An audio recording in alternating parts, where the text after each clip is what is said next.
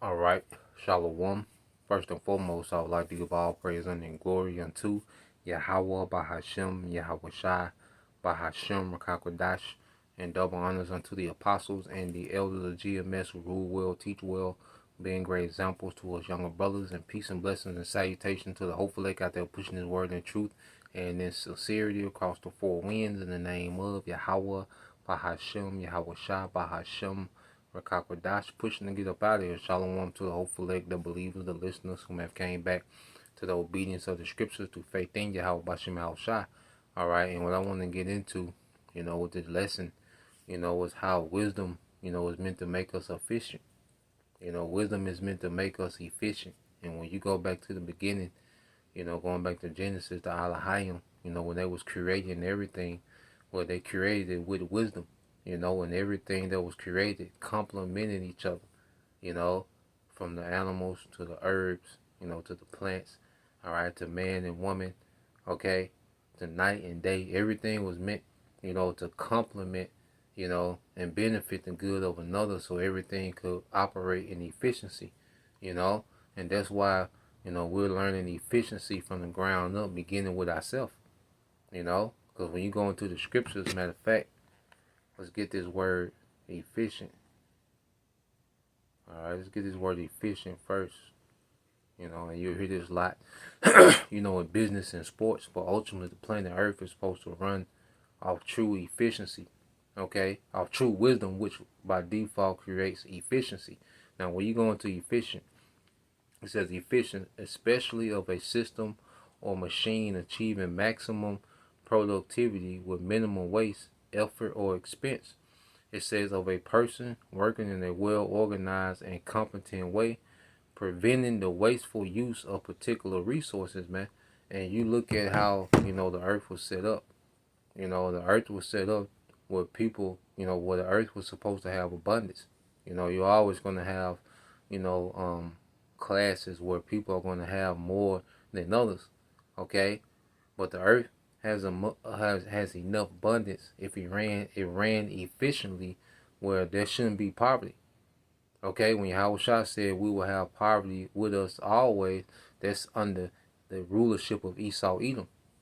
The Lord knew, under this, current rulership, Yahushua knew, that there was always going to be poverty. Okay, and it's a very unbalanced, okay, system. Because during the time of King Solomon, okay, you had abundance.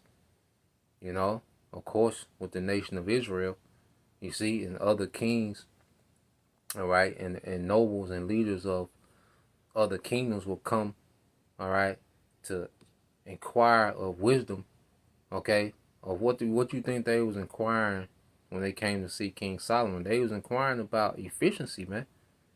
How can we run our kingdom like your kingdom?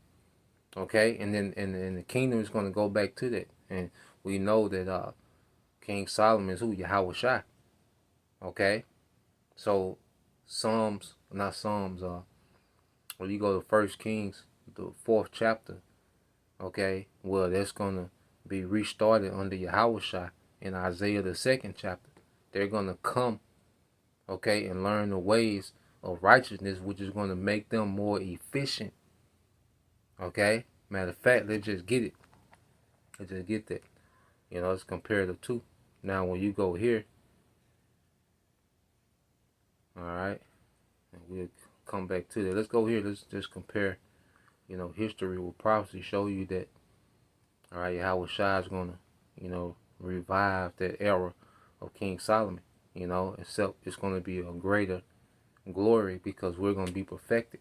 King Solomon, he wasn't perfected. As Yahweh Shai, that's when he was perfected.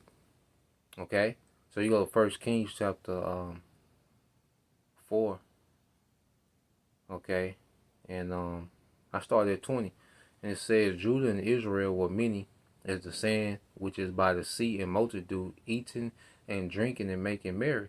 Now, how did King Solomon rule? He ruled with wisdom. What did he pray for? He prayed for wisdom. What did he request? When the Heavenly Father came to him, and said he would give him anything. Well, what did he request? He requested wisdom to rule his people. And with that wisdom, created abundance, peace, and efficiency, man. Okay, so we're learning this wisdom in captivity, and we're learning to govern ourselves with this wisdom. And ultimately, if we're joint heirs with Yahweh Shah, we're going to govern the earth with Yahweh Shah with this wisdom, man. Which is going to create abundance, okay, peace and efficiency, man. Okay, things are not going to be warring against each other. It's not going to be a wasteful kingdom, man. There's a use for a lot of things of the earth that we walk by, that we look over, that we don't know, we don't have a clue, man. There's so much, use for things all around us that we don't have a clue, man, because we've been so separated from wisdom in this synthetic as virtual digital kingdom, man, of Esau, man. Okay, now when you go down, okay, this is 1 Kings chapter 4, verse 24. It says, "For he had dominion over all the region of the side of the river, from Tipsah even to Azah, over all the kings on this side of the river. And he had peace on all sides round about him." And how was he ruling? In the wisdom of Yahweh Bashem Shai. Okay, in Judah and Israel, all tribes dealt safely, every man under his vine and under his fig tree, from Dan even to Beersheba, all the days of Solomon, abundance. Every man had substance. Okay, because when you rule in the wisdom of Yahweh Bashem Shai, okay, then you're going to be efficient. Okay, because the wisdom of the Lord is manifold. It's not just, the 613 laws, man, but it's the knowledge, okay, of the earth, man. Okay, it's a high level knowledge that King Solomon had. Of course, the laws are the foundation of the Lord's wisdom. Okay, but there's a lot of wisdom that branches off those laws, man. Okay, and this is the wisdom we're beginning to tap back into, man. Now, when you jump down to verse 29, it says, "The Most High gave Solomon wisdom and understanding exceeding much." Okay, it says he gave him wisdom and understanding exceeding much, and largeness of heart, even as the sand that is on the seashore. And Solomon's wisdom excelled the wisdom of all the children of the east country, and all the wisdom of Egypt. Okay, and all the wisdom of Egypt. Now, when you come down, verse 34 says, "And there came of all the people to hear the wisdom of Solomon, and all the kings of the earth which had heard, all right, of his wisdom." So everyone was gravitating to King Solomon, because why? They wanted that wisdom to run their kingdoms, and their kingdoms was tributaries to the king, all right, to King Solomon, because even King Solomon, he was a king of kings in this time. And we know Yahweh Shai coming back is what? The king of kings. Okay? And the earth is going to flow to Yahweh Shai, what? To learn wisdom. Let's go to Micah 4. So we're learning, we're tapping into a wisdom that's going to run the earth. Right now we have a portion, for us to manage and govern ourselves and be efficient, in how we run our daily affairs. Okay? And then when Yahweh Shai comes, we're going to be upgraded with the wisdom to help him manage the earth in wisdom, man. Okay? To rule the earth in righteousness and in wisdom, man. All right? That's why you go to Micah 4.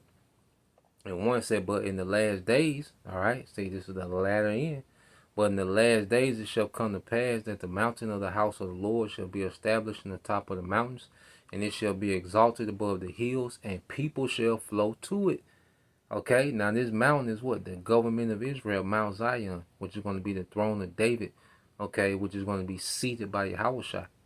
Okay, and a government, okay, that's going to assist Yahweh Shai, okay, in governing the planet earth in righteousness. Is going to be the first fruits, those 12,000 men from the 12 tribes of Israel, okay, with the rest of our people, being in high position.